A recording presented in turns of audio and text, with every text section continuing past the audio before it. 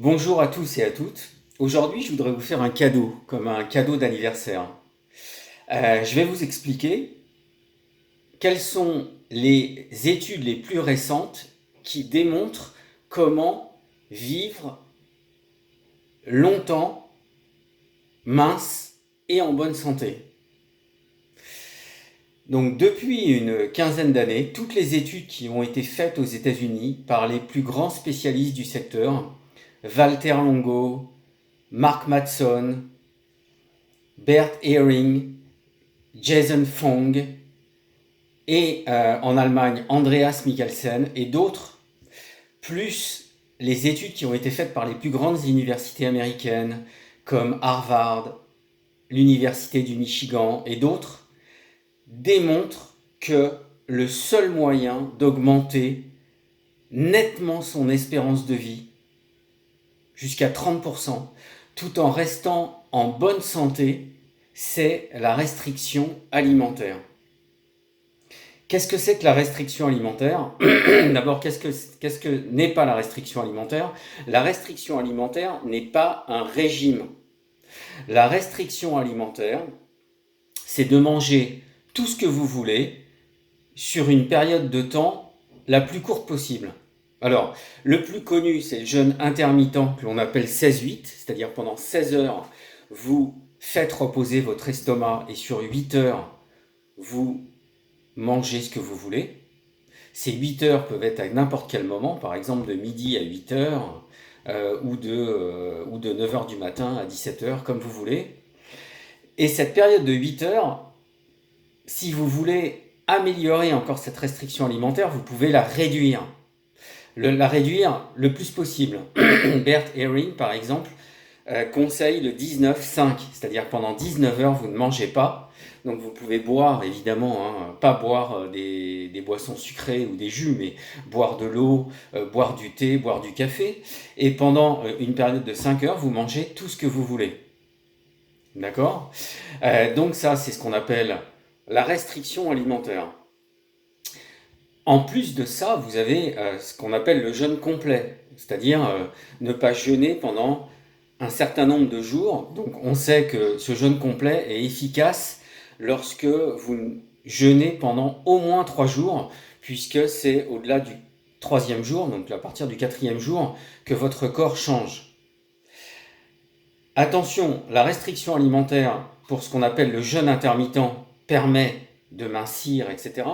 Le jeûne complet n'est pas une méthode pour mincir, parce que sans ça, c'est l'effet d'un régime. C'est-à-dire que soit vous passez toute votre vie à jeûner de manière complète, de manière régulière, soit vous l'utilisez pour votre santé. Encore une fois, c'est pour vieillir en bonne santé et éviter quasiment toutes les maladies.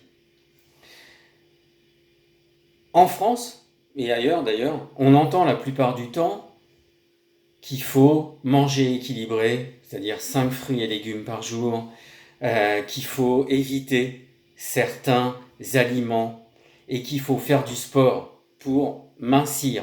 Alors, tout ça, c'est faux. Je suis hypnothérapeute, j'ai reçu des milliers de femmes pour mincir et elles mangeaient tout équilibré. Manger équilibré n'a jamais permis de mincir.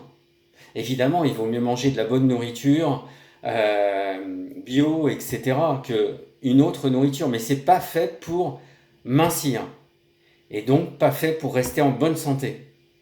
Le sport, c'est extraordinaire, mais c'est pas fait pour mincir. Le sport, ça va vous permettre de vous sentir bien, d'améliorer vos organes, vos articulations.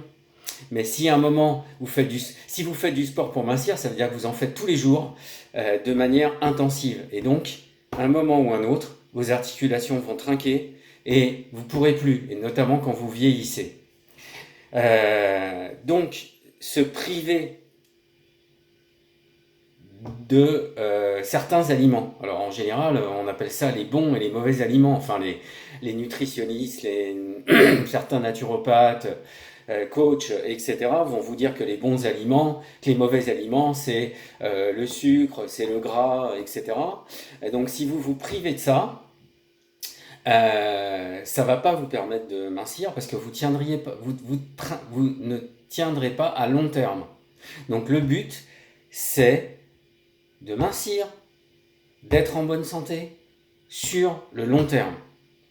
Donc la catégorisation des aliments, ou le régime, si vous voulez, ça ne marche pas.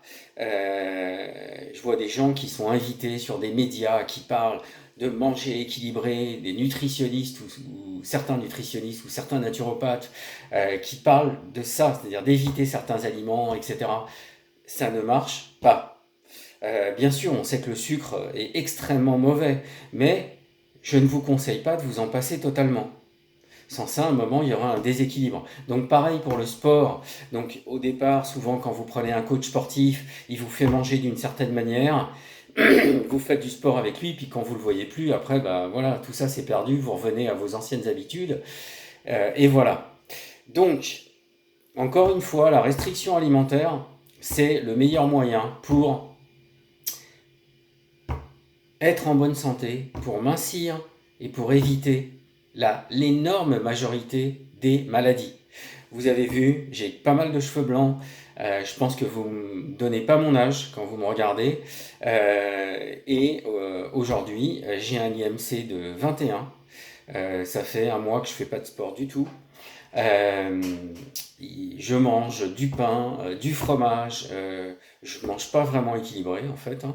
Je suis en excellente santé. Donc comment savoir si vous êtes en excellente santé? Bah, vous faites des examens et vous le savez. Donc voilà, c'était mon cadeau du jour.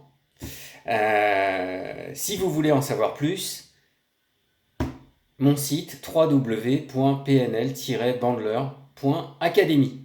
Je vous souhaite une excellente journée.